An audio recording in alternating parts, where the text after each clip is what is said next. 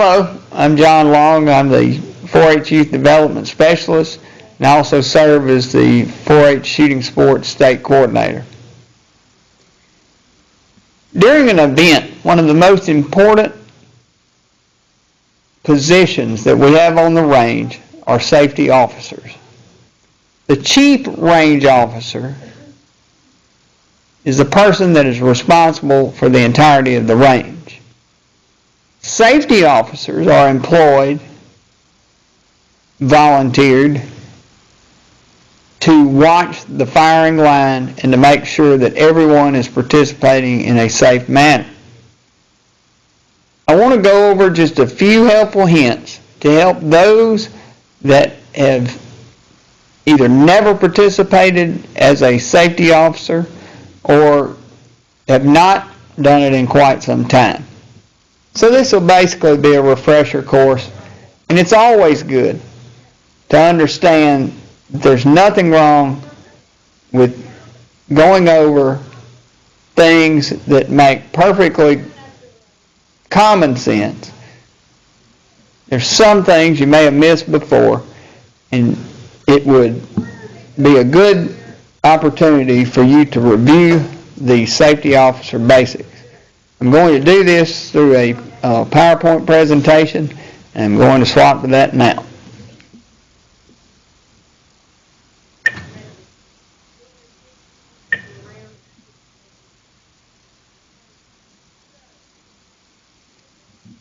The 4-H Shooting Sports Safety Officer Basics. What are your duties as a safety officer? Well, first and foremost, you are to ensure a safe environment. You are to assist the Chief Range Officer, or the CRO, as that person is sometimes called. Be aware of your surroundings. What's behind you? What's to the left? What's to the right? It's important to know, because as you're watching as a safety officer, you don't want to lose your situational awareness. There should be one safety officer for every 5 participants.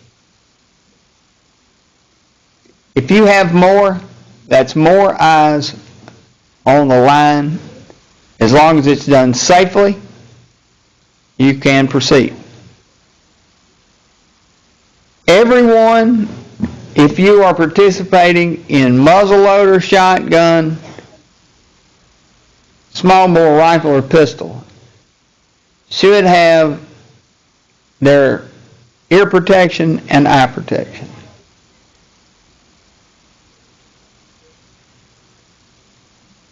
You yourself should assess the range safety issues. Safety is everyone's responsibility. The CRO may have missed something. He is the chief authority on the range, but safety is everybody's responsibility. Therefore, as a safety officer, you may check barriers, you may check gates, you may check the flow of youth to and from the line. Keep that in mind. If you see something, it is your responsibility to make it known.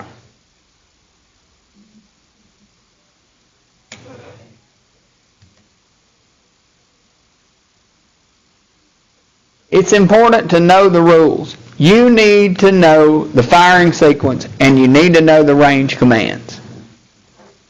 For instance, if you do not know the range commands for small bore rifle, each discipline in the event handbook or the state invitational rule book has a link to the current issue of the national governing body. In that national governing body, in the table of contents, you will see range commands. Go to it, know what is going to be said on the range. Why do you need to know the range commands or the firing sequence? Well, it makes you aware of potential situations beforehand. Do not automatically assume that a child on the line knows how many shots that they're supposed to be shooting at a target. They may not even know the range commands. They should, but you should not assume that they do. Remember what I said about situational awareness. If you know the range commands, if you know the firing sequence, a child getting out of position before the firing sequence is over or a range command has been given, that needs to be addressed.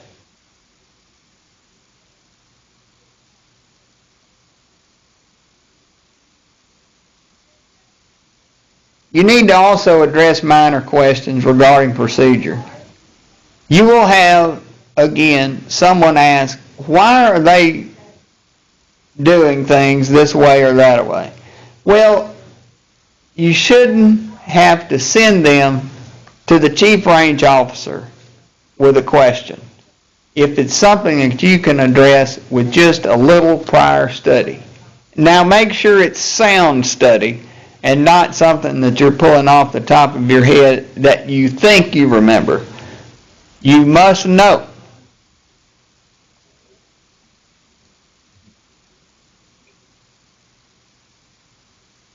Everyone needs to know that muzzles and pointy projectiles, whether that be an arrow or bullets, need to be downrange and in a safe direction.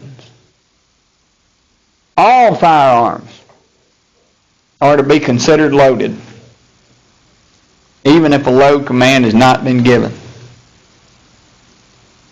Trigger awareness. You need to be watching the line to make sure that nobody is putting their finger on trigger until it's time, or loading, or firing out of sequence, or not listening to range commands. You need to be aware of that. The range officer cannot do that by himself.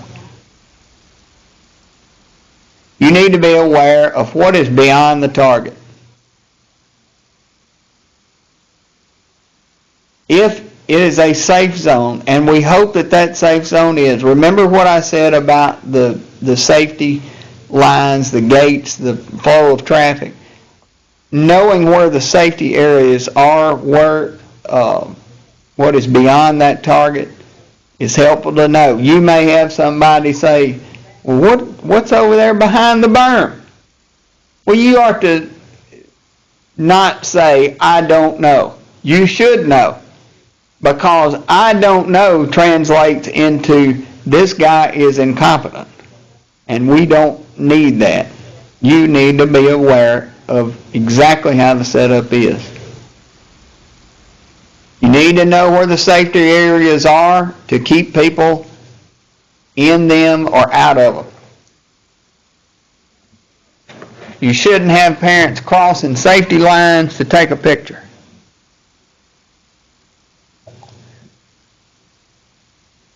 Stay off the berms. Berms are the high banks of dirt which keeps the projectiles from leaving that enclosed area. Nobody should be on top of a berm trying to take a picture or just trying to watch a map. Kids love big piles of dirt, so you need to make sure that you're aware that nobody is up there. Violation of the safety rules comes at a price.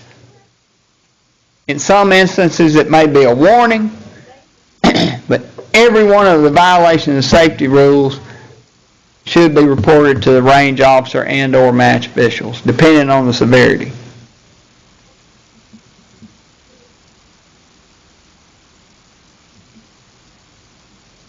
Attitude is everything. You give service with a smile. You remember that this is a learning environment. Even though it's a competition, it is still a learning environment. Same as if you were back in the county. You can correct without causing a scene. You do not have to raise your voice. If somebody does raise their voice, then at that time, match officials need to be made known of the situation. If there's a situation, we need to get it handled as soon as possible to avoid the situation getting worse. We want them to be safe and have fun at the same time. Having fun is part of that learning environment, and we want to make sure that they're doing both of those things. Just some few things to remember. Safety is first and foremost at all times. Safety is everyone's responsibility. So if you have a parent come up to you and say, little Johnny is putting bullets in his gun before the range command has been given, then you need to take that responsibility as that person has told you about it and make sure that that's addressed. Safety is everybody's responsibility. Everybody can call ceasefire. So if somebody says ceasefire, don't tell them to be quiet. Make sure that you're there to assist the range officer and not to make his job harder. You're there to help, not to hinder. You are important in making that event a safe environment for young people. You're critical. Got to use common sense.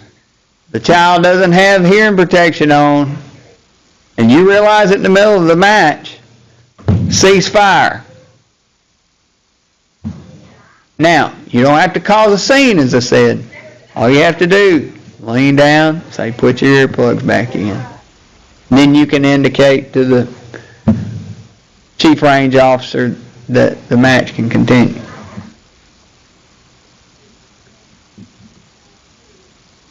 We do have a shooting sports safety officer reference guide. That's information sheet 1919. Again, it's points such as these that we talk about during this presentation that information sheet covers. I think you'll find that information useful. And again, it's always good to go over it no matter how long you've been working as a safety officer.